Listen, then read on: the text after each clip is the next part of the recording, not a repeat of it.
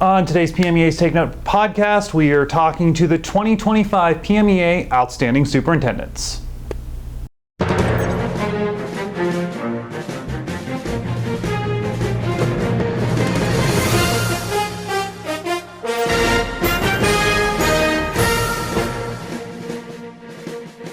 Well, hello everybody and welcome to this edition of PMEA's Take Note podcast. I'm Mark Despotakis, and as you can see, we are doing one of our Take Notes on the road. We are here at the Kalahari Resort in the Poconos at PMEA's annual conference, and when we're here, we like to take advantage of talking to some folks who are here, and we are very excited to do that today with two superintendents who actually are both the 2025 PMEA Outstanding Superintendents. So I'm delighted to have them with us today. Dr. MaryJo Yannacone from the School District of Springfield Township and Dr. Philip Domencic from the Cornwall-Lebanon School District. Thank you both for being here. Thank you. Thank you so much for having us. Congratulations to both of you on receiving the 2025 PMEA Outstanding Superintendent Awards. Thank you.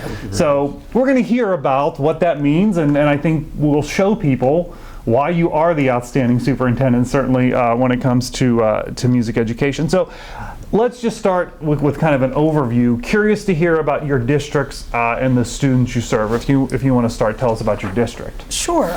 So I serve as the superintendent in the school district of Springfield Township in Montgomery County. We are a small district. We have about 2,500 students in 6 square miles. So wow, okay. Very small. And all of our children start and finish with the same classmates. And so we go kindergarten through 12th grade. We have 4 schools. We have a K-2, a 3-5, a middle school, and a high school. Okay. Yeah. About what's roughly student population? Just over 2,500. Okay. Yes. And we are in Cornwall-Lebanon. We're a donut district that was formed back in the mergers of the 60s that we surround the small city of Lebanon City, which is its own separate entity. We have about 5,000 students, and originally our history is we were a farming, steel, mining type of community. We're interesting in the sense that we are what some people to call we're not rural, we're not urban, we're not suburban. So I've had one of my principals call us a Reuben. Okay. I love it. We really are. You know, we're a mix of so many different students from backgrounds and circumstances, socioeconomics, ethnicities. We're probably, not quite half, but 42 to 44% of our students would be classified as economically disadvantaged.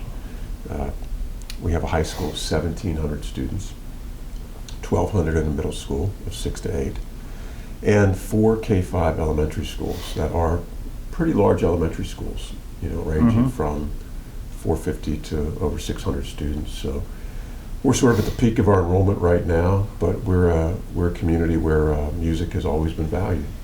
Yeah. And I think we're very fortunate for that. So yeah, let me take off of that point a little bit. Talk to us about the programming that you both offer in your districts as it comes to music education and even in arts education in general. What are you offering? I guess kind of what are you proud of? I'll go. So I could say one of the things is that we have music education starting early elementary school. So we're finally going to have full-day kindergarten next year, which is a big thing for Central PA and in our county. So we'll have that. And we will have music education, general education all through 5th grade, and then it carries into the middle school. We also begin our orchestra programs and our instrumental program, our other instrumental or band programs begin also in the elementary level, 3rd and 4th grade and on and upward, and they continue throughout. But it's not just that, our vocal programs, we've had a lot of increase in that. A number of years ago we have one of our elementary schools that had a pretty strong vocal program. We now have that throughout, and that's become a great way for a feeder for our middle school and high school programs. I think what we're proud of is the fact that we have so many different performing groups within our district. You can be involved in music and a little, a lot, a little bit, a medium. There's a lot of ways you can do that, but I think what it does is it touches everyone. It gives all of them that opportunity to be involved, and it's sort of that heart and soul. It's a real special thing that we have. Yeah, for sure. Thank you. In Springfield Township, we actually begin our music education, as Phil said, in kindergarten. And we have a really interesting program that our K2 teacher, Karen Kesavaramanajam, started, which is a drum line for the second grade. So Interesting. It has become a very interesting ensemble. So it's a select group of students that are tapped out of their music classes, and they take great pride in performing at a number of events for our K2 building and for our community, and they actually performed for our board, our school board, several months ago. So we start with a drum line in the second grade, and then we have a 3-5 building, and in that building we have choir for 3rd, 4th, and 5th. We actually have to have 2 choral groups, a 3rd and then a 4th, 5th, because we have several hundred students. In an elementary school of 600, close to half of our students are involved in the chorus. So that's been tremendous. We also have, for years, had instrumental music, a band, in grades 4 and 5, and that is several hundred students as well. So very long history of success in our instrumental music program. But 2 years ago, we decided that we wanted to add orchestra, and so we decided to stick with the 3rd grade to give the students an opportunity to be exposed to those string instruments and get started in music education more formally in the 3rd grade. And there were some questions about whether we would see drop-off in 4th and 5th grade instrumental band, but we actually haven't. We've seen expansion of the program in all aspects. And so our initial string students are now in 6th grade, and we continue to have a really terrific ensemble of orchestra students at our elementary school. And then in our middle school, we offer chorus and instrumental band. And just beginning this year, we started with an ensemble for our strings program. But this summer, we're hiring our next strings teacher in order to focus on that secondary program. Yeah. So we're going to be expanding our orchestra in the middle and high school over the next 2 years. And then at our high school, we have a number of programs. We have instrumental music, and then we also have chorus, several choral ensembles. And we have several types of band, both in our middle and high school. We have jazz band, and then a more traditional symphonic band, and shortly we'll have an orchestra. You know, so it's a terrific program. I really appreciate you talking about how, you know, you can add a string and orchestra program, and it doesn't deter from what you have. And you are the example of showing that, look, and you're willing to put the skin in the game to make it happen. Yes, I mean, one of the things that when our music department, when we discussed bringing an orchestra program back to the district, because there had been one years ago that had been unfortunately cut at some point, long before my arrival, there were fears about what enrollment would look like. But we brought in a friend of mine who's a former past president of PMEA, Henry Perlberg. He did a thorough analysis of what it would take for us to bring that program in. He worked with the music department to troubleshoot scheduling, even just elementary scheduling issues around pulling students for ensemble rehearsals. And as a result of, I think, all of that preparation work, the programs have been successful. For sure. Yeah. So I've always said that I think the toughest job in the world probably is being a school superintendent, because you're never right. Like, somebody's always mad at whatever you're doing. And you both smile, so you've been on that side of it. I'm right. I'm right in my assessment, I think. So I think that it is tough. And when you talk about this situation of, hey, we've had it. I'm sure there were people who were opposed to it, but you went through the fact finding as you described.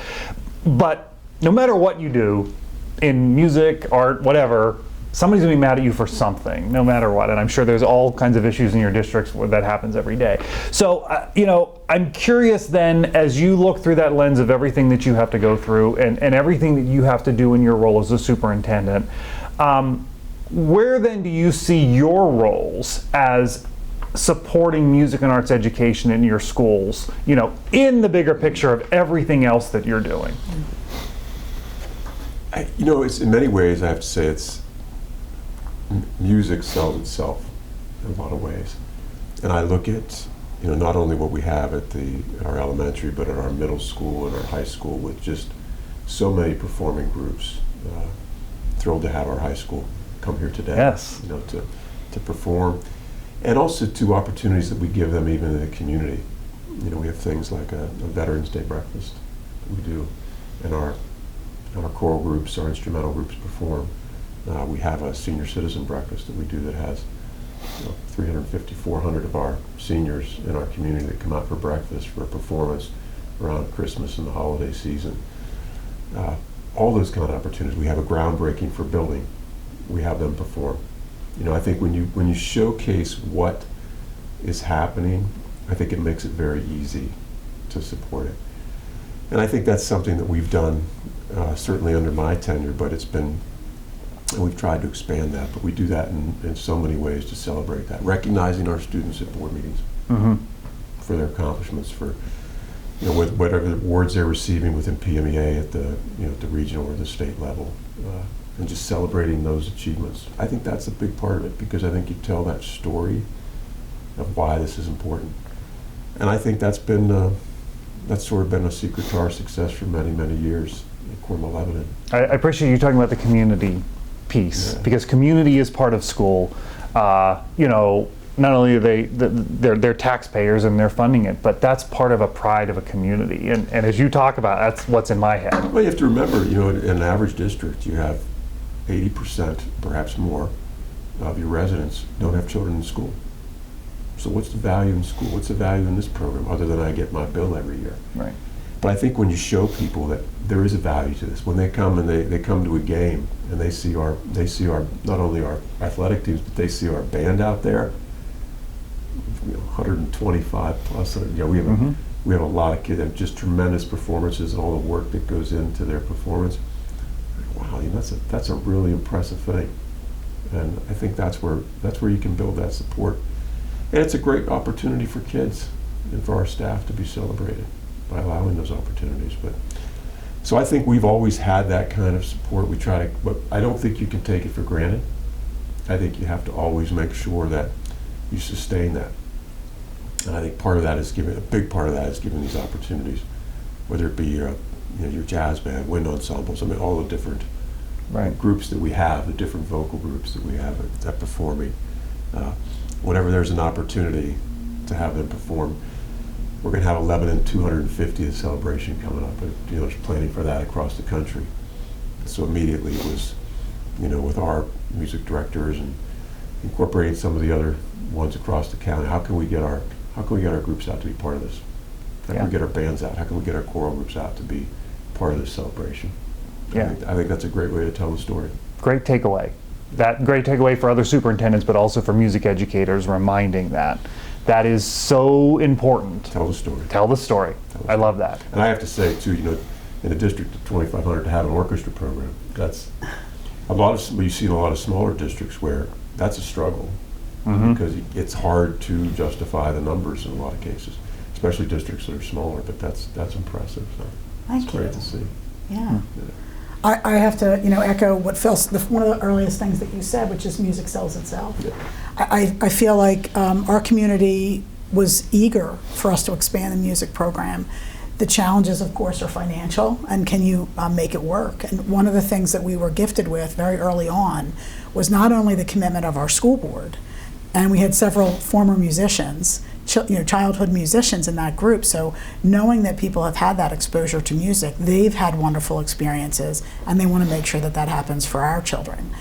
So we are very fortunate that we have a commitment to music education. From a financial standpoint, our Education Foundation, which is relatively new, we're about 4 years old, they have awarded us almost $80,000 over the last 3 years to help with this orchestra program's kickoff.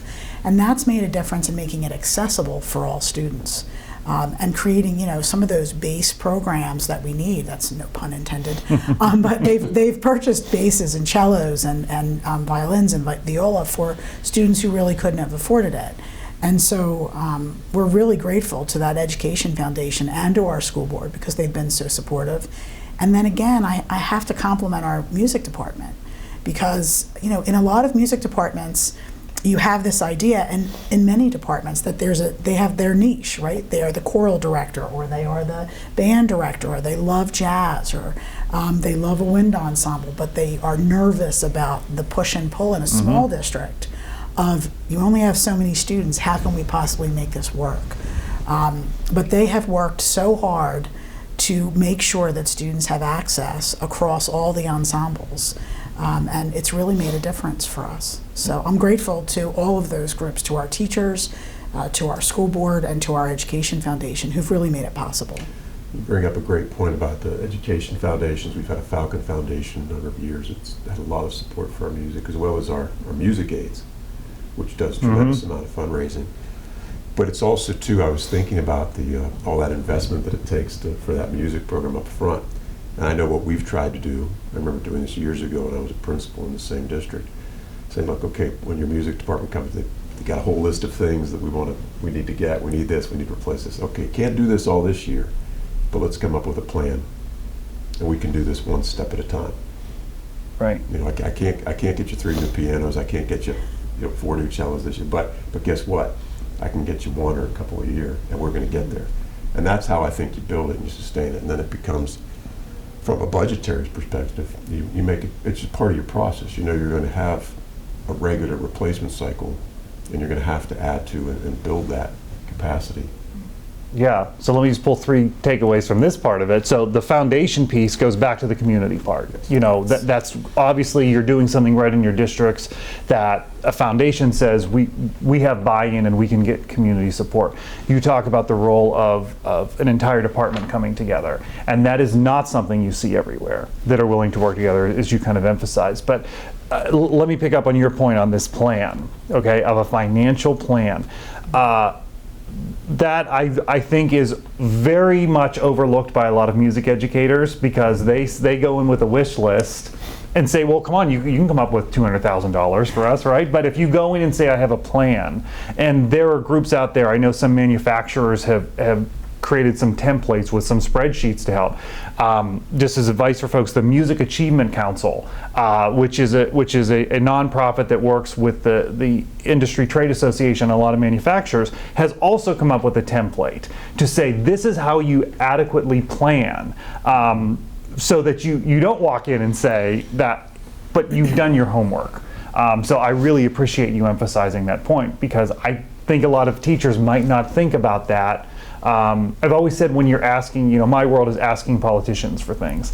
And one of the lessons I learned a long time ago was you have to understand what their perspective is. What are the issues that they are up against? So for a music teacher, pay attention to what's happening in your district. Understand the finances. Understand what the current priorities and or challenges are, and present a reasonable plan with a reason why you want it. So I really appreciate that step point. at a time, and I think you don't build it overnight. Right. You do that over a sustained period of time. It helps, obviously, if you have districts that have consistent leadership with Sure. administration boards, because otherwise, if you're talking to different people every year, that's not good for music. It's not good for a lot of programs, quite frankly. Right. It isn't healthy. But that's where I think when you see these programs that are able to do well, they've had a lot of support, because they've got educators that are going to stay there to advocate.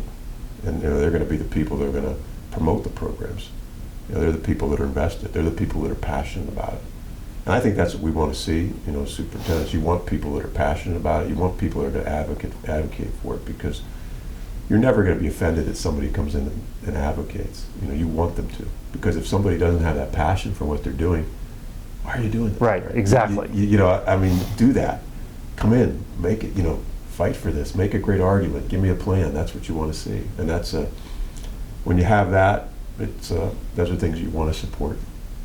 Wonderful takeaway. I mean, that's huge. That is a huge lesson for music educators, watching us.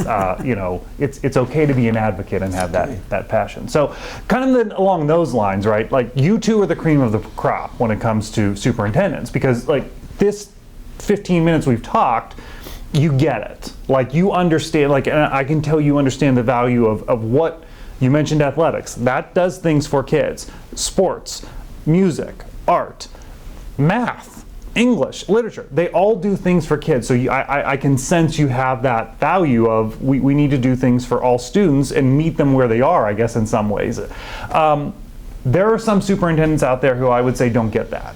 And maybe they are faced with a lot of pressures in their district that maybe you are not faced with. But even if they are, there are ways around things. There are ways to make things happen. I'm curious if you have advice for those superintendents out there who are saying, yeah, I'd really like to do it, but I can't. Or I don't see the value in it. I don't see the value in the arts because I'm only worried about a standardized test score. Do you have any advice for those superintendents to help them make music and arts really more of a part of their school? Sure. Well, for me, music and the arts is at the core of a really strong educational program. There's so much research correlating student achievement and student belonging with involvement in extracurricular activities, and music being one of several that you mentioned: art, theater, athletics, and the arts, and music education. So for me, you can't have one without the other. If you want a truly successful, comprehensive program, you need music education as a core component of your programming. The other thing that has worked for me for years now is I speak to my staff in budgetary terms about needs, wants, and wishes. And they know those three phrases. That's how we prioritize. So if I ask my music department, if they ask me for $200,000, typically my response will be, where does this fall in the needs, wants, and wishes category? Is this something that you want me to really go for in the future? Is this a wish that we can build towards over multiple years, as Phil mentions? Or is this something that is essential right now and is going to be a barrier to you meeting the needs of all students if I'm not able to allocate that resource for you right now? And so I feel like our staff, not only in the music department, but in all departments, they can see there that we are responding to the needs, we are working for the wants, and we are aspiring to the wishes as best we can from year to year. And so that's our approach. You're relying on the experts to tell you what fits in those categories. Yes, my expectation is that they're going to come to me responsibly and in collaboration with their colleagues, and know that if I say yes to something that isn't really a need and you suggest it's a need, I'm saying no to somebody else. Right. And so I think that out of respect for each other and appreciation for the totality of the educational program, I feel like our staff has been very, very responsible in what they ask for. And then when we do have wishes, and to be honest, building an orchestra program from nothing was a wish, right? It wasn't a need, but there's no doubt that it was going to benefit our students and our schools. And so it being a wish, it required multiple avenues. It required those multiple sources of financial support and the community's support, because there's no doubt that in bringing that forward, we may have made adjustments in other departments to make room for that, even just in classroom space. Sure. Yeah. Right. I would say to our colleagues and the superintendents, this is a complex job, and it's become increasingly so. It's become very exceedingly political in recent years, more than it was when I started. There's a lot of delicate balances that you have to maintain with a whole variety of different constituencies. It's fascinating in many ways. But I think that one of the things that is important to remember is that when you're talking about it and you're advocating for things that are good for students, good for kids, when you keep the focus there, then you're always going to be okay. Having music programs, not every child is going to be a musician, but not every child's going to be an athlete, not every child's going to be a math scholar. And we need to have those opportunities for young people. And we need teachers that are dedicated and committed. We need to make sure that we hire the best. And I think when you do that, when you keep that focus there, when you keep it focused on students, I know our board meetings, we celebrate student achievements. That's how we begin our board meetings. That's it.